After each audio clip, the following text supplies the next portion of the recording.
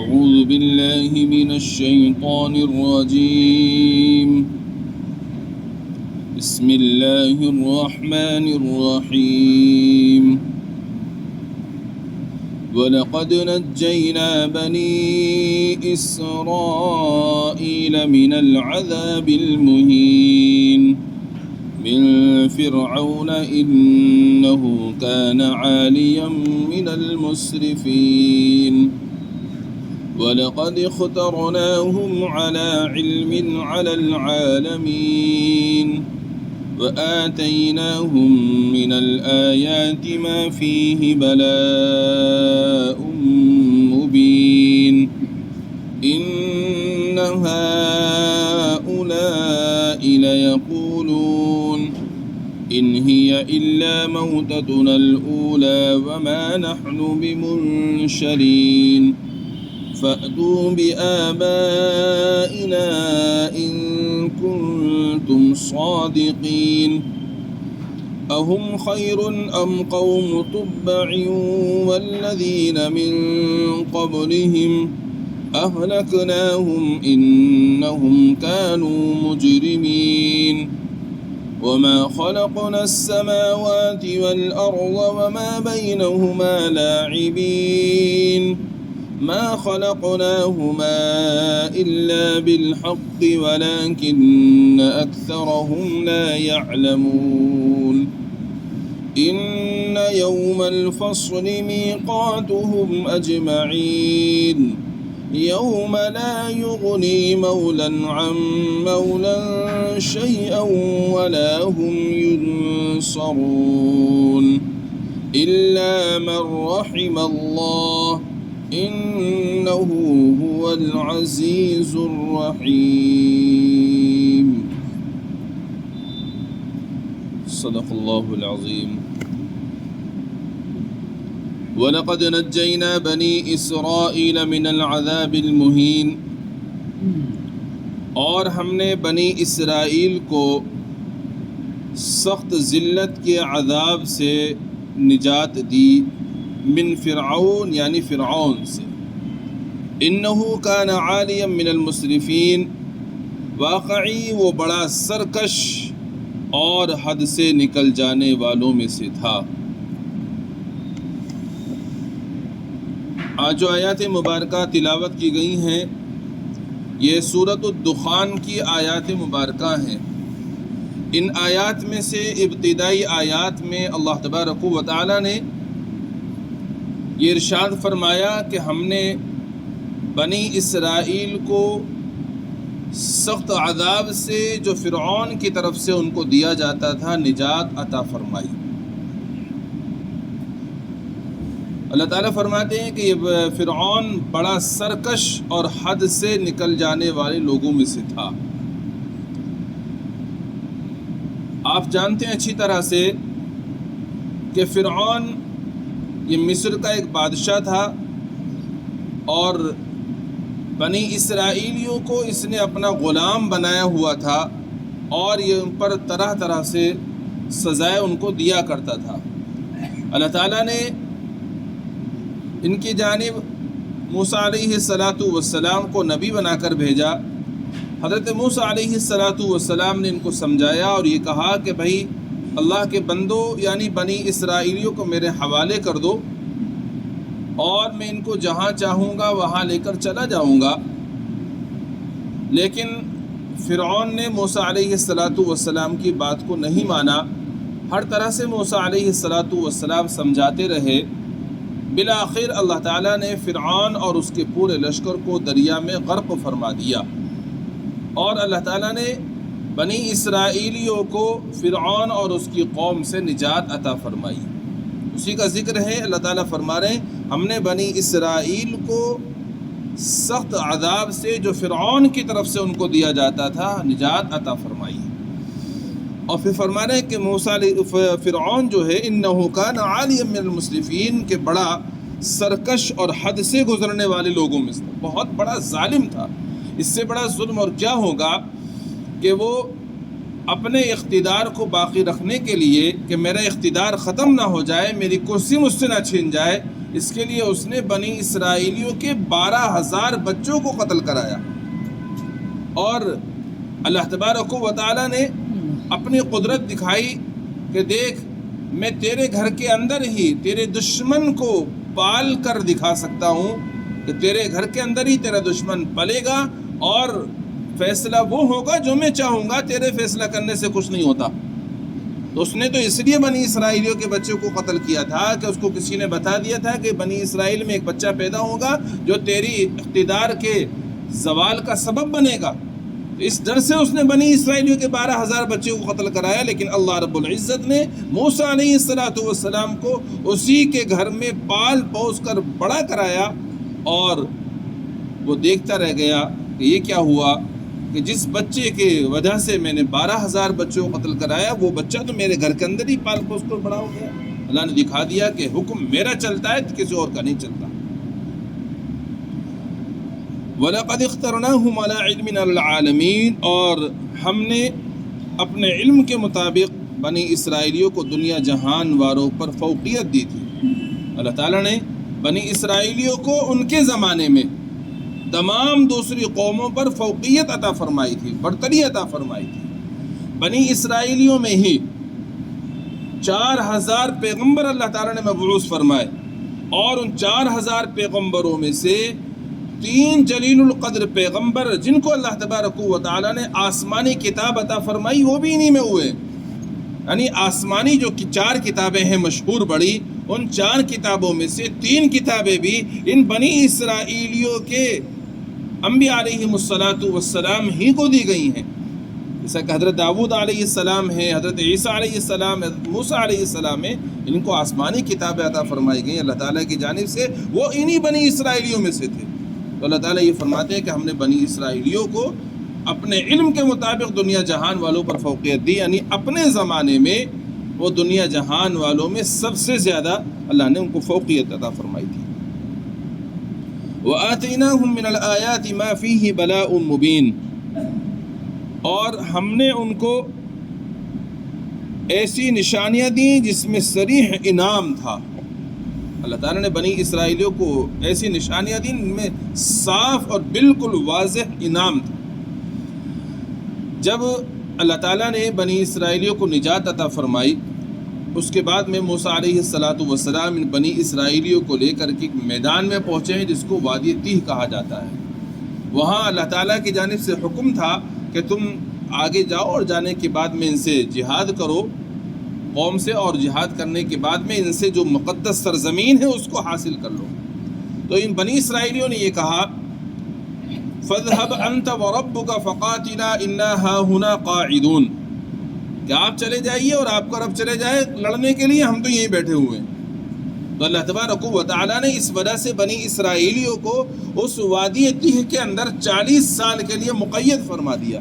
40 سال تک اسی میدان کے اندر یہ قید رہے، اور وہ میدان کیا تھا؟ بالکل چٹیل میدان تھا، اس میں کوئی ایک سا درخت بھی نہیں تھا کہ جس درخت میں کہ سائے میں چند لوگ بیٹھ جائیں، بلکہ پورا کھلا میدان تھا۔ لیکن اس چٹیل میدان کے اندر بھی جس میں اللہ تعالیٰ نے بنی اسرائیلیوں کو مقید فرمایا، اللہ تعالیٰ نے ان پر خوب انعامات کی بارش فرمائی کہ جب صبح کو سورج چڑھتا تھا تو ان کے اوپر بادل سایہ کر لیتے تھے، اور گھنے بادل ہوتے تھے، اور جب تک دن باقی رہتا تھا بادل ان کے اوپر سایہ کیے رہتے تھے، اور وہاں پر کھانے پینے کا کوئی نظم نہیں تھا۔ تو اللہ رب العزت نے ان کے لیے من اور سلوے کا انتظام فرمایا کہ ان کے لیے کھیر اور ان کے لیے بھنی بھنی بٹیر ان کے لیے مل رہی تھی۔ لیکن ایسے لوگ تھے کہ انہوں نے یہ کہا کہ لن نصبر على طعام واحد فادع لنا ربك يخرج لنا مما تنبت الارض من بقلها وقثائها وفومها، کہ اللہ ہم ایک کھانے پر صبر نہیں کر سکتے، آپ تو ہمارے لیے یہاں سے لہسن نکالیے، پیاز نکالیے، فلاں چیز نکالیے، فلاں چیز نکالیے۔ یہ سب حرکت کی انہوں نے، اور اسی وادی تیہ کے اندر پانی کا بھی نظم نہیں تھا۔ پانی کی ضرورت پیش آئی تو اللہ تعالیٰ نے موسیٰ علیہ السلام کو حکم دیا کہ آپ ایک پتھر کے اوپر اپنا عصا ماریے۔ انہوں نے عصا مارا تو اس میں سے 12 چشمے پھوٹ پڑے، جس سے انہوں نے اپنی ضروریات کو پورا کیا۔ تو اللہ تعالیٰ نے اسی طرح اشارہ فرمایا ہے کہ اور ہم نے ان کو ایسی نشانیاں عطا فرمائی تھی جن میں صریح انعام تھا، اللہ کی طرف سے انعام تھا ان لوگوں پر۔ ان هؤلاء ليقولون ان هي الا موتتنا الاولى وما نحن بمنشرین، یہ لوگ کہتے ہیں کہ آخر حالت بس یہی ہمارا دنیا کا مرنا ہے اور ہم دوبارہ زندہ نہ ہوں گے۔ اب یہاں سے پھر مشرکین مکہ کا تذکرہ کیا جاتا ہے۔ مشرکین مکہ یعنی مکہ مکرمہ میں جو مشرک لوگ رہتے تھے وہ بعث بعد الموت یعنی مرنے کے بعد دوبارہ زندہ ہونے کے قائل نہیں تھے۔ ان کا کہنا یہ تھا کہ جب ہم مر گئے، مر کر مٹی میں مل گئے تو اب ہمیں دوبارہ زندہ نہیں کیا جائے گا۔ اللہ تعالیٰ نے اسی کا ان کو قول کو ذکر فرمایا کہ وہ کہتے ہیں بس موت تو یہی موت ہے، اب اس کے بعد ہمیں دوبارہ زندہ نہیں کیا جائے گا۔ اور ان کا کہنا یہ تھا کہ اگر تم یہ کہتے ہو کہ مرنے کے بعد دوبارہ زندہ کیا جائے گا تو تم ہمارے جو باپ دادا گزرے ہیں نا ان کو زندہ کر کے دکھا دو۔ انہوں نے یہ کہا مسلمانوں سے، حضور صلی اللہ علیہ وسلم سے، جو کہ اسلام کا عقیدہ یہ ہے کہ مرنے کے بعد دوبارہ زندہ کیا جائے گا، اور اس زندہ کرنے کے بعد میں اس دنیا کے اندر جس نے جیسے اعمال کیے اچھے یا برے ان اعمالوں کی جزا یا سزا دی جائے گی۔ لیکن ان کا کہنا یہ ہے کہ نہیں جی، جب ہم مر کر مٹی میں مل گئے، بوسیدہ ہو گئی ہڈیاں ہماری، تو اب دوبارہ زندہ نہیں کیا جائے گا۔ اور وہ کہتے ہیں کہ اگر تم یہ کہتے ہو کہ مرنے کے بعد دوبارہ زندہ کیا جائے گا تو ہمارے جو باپ دادا مر گئے ہیں ان کو زندہ کر کے دکھلاؤ، اٹھا کر لاؤ انہیں۔ اللہ تبارک و تعالیٰ نے ان کی بات کا رد فرمایا اور ارشاد فرمایا، یہ بتاؤ کیا یہ بہتر ہے یا تبا کی قوم بہتر ہے جن کو ہم نے ان کے نافرمانی اور گناہوں کی وجہ سے ہلاک کیا؟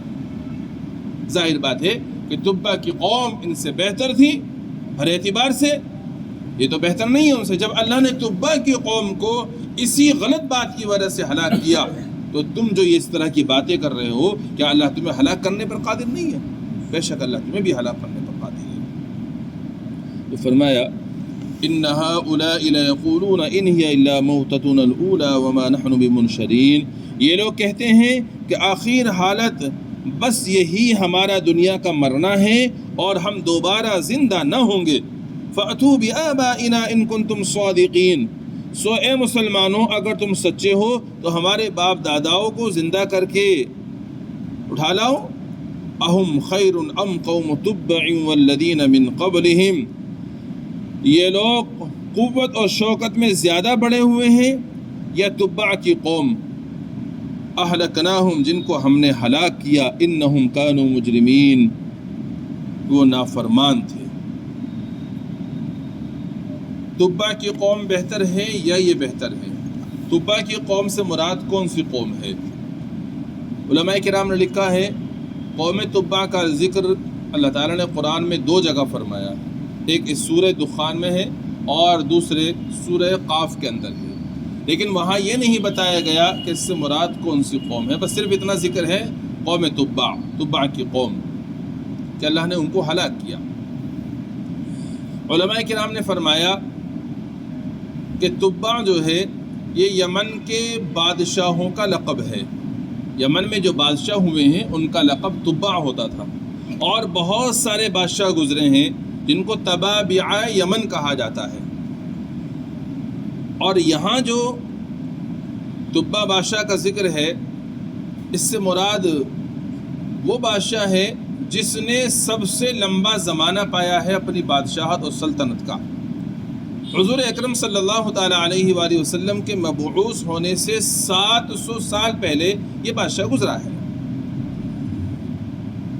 اس بادشاہ کا زمانہ طویل ہے، لمبا ہے بہت سلطنت کا، اور اس نے بہت سارے علاقوں کو فتح بھی کیا ہے۔ یہ علاقوں کو فتح کرتے ہوئے ایک مرتبہ مدینہ منورہ پہنچا، اور مدینہ منورہ کو بھی اس نے فتح کرنے کا ارادہ کیا، اور وہاں پہنچ کر وہاں کے باشندے دن میں اس سے جنگ کیا کرتے تھے اور رات میں اس کی ضیافت کرتے تھے، اس کی مہمانی کرتے تھے اچھے سے۔ تو اس کو شرم آئی بادشاہ کو کہ یہ لوگ میری مہمانی کرتے ہیں اور میں ان سے جنگ کر رہا ہوں، تو اس نے ارادہ ملتوی کر دیا کہ مجھے ان سے جنگ نہیں کرنی اور مجھے مدینہ پر قبضہ نہیں کرنا۔ وہاں کے دو علماء جو یہودی تھے، وہ علماء یہود اس کے پاس میں آئے اور آنے کے بعد اس سے کہا کہ تو اس مدینہ منورہ اس بستی کو تو قبضے میں نہیں لے سکتا، تیرا قابو اس پر نہیں چل سکتا۔ اس کی وجہ یہ ہے کہ یہ جو علاقہ ہے، یہ سرزمین ہے، یہ نبی آخر الزماں محمد عربی صلی اللہ تعالیٰ علیہ وآلہ وسلم کی ہجرت کا مقام ہے۔ وہ ہجرت کر کے یہاں آئیں گے، لہذا تیرا یہاں پر قابو نہیں چلے گا۔ پھر یہ ان علماء کو اپنے ساتھ میں یمن لے گیا، اور ان کی تعلیم اور تبلیغ سے اس نے اس زمانے میں موسیٰ علیہ السلام کے ماننے والے جو یہودی تھی، وہ برحق مذہب تھا، اس مسلمان تھے وہ لوگ، انہوں نے اسلام کو قبول کر لیا، اور ان کی جو قوم تھی وہ بھی اسلام لے آئی۔ لیکن اس کے بعد میں، ان کے انتقال کے بعد میں، پھر ان کی قوم نے دوبارہ سے آتش پرستی یعنی آگ کی پرستی شروع کر دی، اور انہوں نے دوبارہ مرنے کے بعد دوبارہ زندہ ہونے کا انکار کیا۔ اللہ تعالیٰ نے اس قوم کو پھر ہلاک کر دیا۔ وہی قوم کا ذکر یہاں پر ہے کہ اللہ تعالیٰ نے قوم تبع کو ہلاک کیا ہے، ان کی اسی غلط بات کی وجہ سے، یعنی مرنے کے بعد دوبارہ زندہ نہیں کیا جائے گا۔ ان کا نام اسد ابو قریب بتایا جاتا ہے، ان کا نام تبع باشد ہے، ان کا نام اسد ابو قریب بتایا جاتا ہے۔ تو فرمایا اہم خیر ام قوم تبع والذین من قبلہم اہلکناہم انہم کانوا مجرمین۔ یہ لوگ قوت و شان و شوکت میں زیادہ بڑے ہوئے ہیں، یہ تبع کی قوم، اور جو قومیں ان سے پہلے گزری ہیں ہم نے ان کو بھی ہلاک کر ڈالا کہ وہ نافرمان تھے۔ وما خلقنا السماوات والارض وما بینہما لاعبین، اور ہم نے آسمانوں اور زمین کو اور جو کچھ ان کے درمیان میں ہے اس کو ہم نے یوں ہی پیدا نہیں کر دیا کھیل کود کے لیے۔ ما خلقناہما الا بالحق، نہیں پیدا کیا ہم نے ان کو مگر برحق، ولکن اکثرہم لا یعلمون، لیکن اکثر لوگ جانتے نہیں ہیں۔ وہ یہ کہہ رہے ہیں کہ مرنے کے بعد دوبارہ زندہ نہیں کیا جائے گا۔ اللہ تعالیٰ فرماتے ہیں کہ یہ آسمان اور زمین اور اس کے بیچ کی جتنی بھی چیزیں ہیں، کیا ہم نے ان کو یوں ہی پیدا کر دیا بس کھیل کودنے کے لیے؟ یہ بچوں کے کھلونے ہیں، کھیلا اور کھیلنے کے بعد توڑ دیا اس کو؟ نہیں، ایک برحق مقصد کے تحت اللہ تعالیٰ نے ان کو پیدا کیا ہے، اور وہ برحق مقصد کیا ہے؟ وہ برحق مقصد یہی ہے کہ اس دنیا کے اندر جتنے لوگ آئے ہیں، وہ آنے کے بعد جیسے اعمال کر رہے ہیں اچھے یا برے، ان کو ان اعمالوں کی جزا اور سزا دی جائے، اور جزا اور سزا دیے جانے کا دن جو ہے وہ آخرت کا ہے، یعنی مرنے کے بعد وہ دوبارہ زندگی شروع ہوگی۔ اس میں اللہ تبارک و تعالی نیک لوگوں کو ان کی نیکی کا اجر اور برے لوگوں کو ان کے برے کارناموں کی سزا دیں گے۔ اور اگر تم یہ کہتے ہو کہ مرنے کے بعد دوبارہ زندہ نہیں کیا جائے گا، تو پھر تو یہ ناانصافی ہوگی۔ جس نے ظلم کیا اس کو ظلم کی سزا نہیں ملے گی، اور جس نے نیک اعمال کیا ان کے نیک اعمال کا اچھا اجر ان کو نہیں ملے گا، کیونکہ یہ دنیا تو امتحان کا گھر ہے، یہاں انعام نہیں ملا کرتا، یہاں سزا نہیں ملا کرتی، تو پھر یہ تو غلط ہو جائے گا۔ اس لیے اللہ تبارک و تعالیٰ نے ایک برحق مقصد کے تحت پوری کائنات کو بنایا ہے۔ آدمی چھوٹا سا مدرسہ بناتا ہے، اسکول بناتا ہے، گھر بناتا ہے، ہر ایک چیز کو بنانے میں اس کا مقصد ہوا کرتا ہے۔ تو اللہ تعالیٰ نے اتنی بڑی کائنات بنائی، یوں ہی تھوڑی بنا دی ہے، ایک مقصد کے تحت بنائی ہے، اور وہ مقصد ہے کہ یہاں پر انسانوں کو آزمایا جائے، اور جو اس امتحان میں کامیاب ہو اس کو اچھا بدلہ دیا جائے، اور جو امتحان میں ناکام ہو اس کو سخت ترین سزا میں گرفتار کیا جائے۔ ان یوم الفصل میقاتهم اجمعین، بے شک فیصلے کا دن ان سب کا وقت مقرر ہے۔ فیصلے کا دن جو ہے وہ قیامت کا دن ہے، اور وہ سب کا وقت مقرر ہے۔ جب وہ مقررہ وقت آئے گا اسی دن اللہ تبارک و تعالی سب کو سزا دیں گے یا جزا دیں گے۔ یوم لا یغنی مولا عن مولا شیئا ولا هم ینصرون، جس دن کوئی علاقے والا کسی علاقے والے کے ذرا کام نہیں آئے گا اور نہ ان کی کچھ مدد کی جائے گی۔ کوئی علاقے والا کسی کے کوئی ذرہ برابر کام نہیں آئے گا، نفسی نفسی کا عالم ہوگا، اور اللہ تبارک و تعالیٰ کی جانب سے بھی ان کی کوئی مدد نہیں کی جائے گی۔ الا من رحم اللہ، ہاں مگر جس پر اللہ تبارک و تعالیٰ رحم فرمائے۔ انہ هو العزیز الرحیم، وہ اللہ زبردست ہے، مہربان ہے، کسی کی مدد نہیں کی جائے گی مگر اللہ تبارک و تعالیٰ جس پر رحم فرمانا چاہے۔ اللہ تبارک و تعالیٰ زبردست ہے اور وہ رحم کرنے والا ہے، جس پر چاہے گا وہ اس پر رحم فرمائے گا، اور رحم اس کا کس پر ہوگا؟ اس کا رحم اس پر ہوگا جو اس کی بندگی کرتے تھے، اس کی عبادت کرتے تھے، اسی کے اوپر ایمان لاتے تھے، ان پر وہ رحم فرمائے گا، باقی دیگر لوگ سزا کے اندر گرفتار کیے جائیں گے۔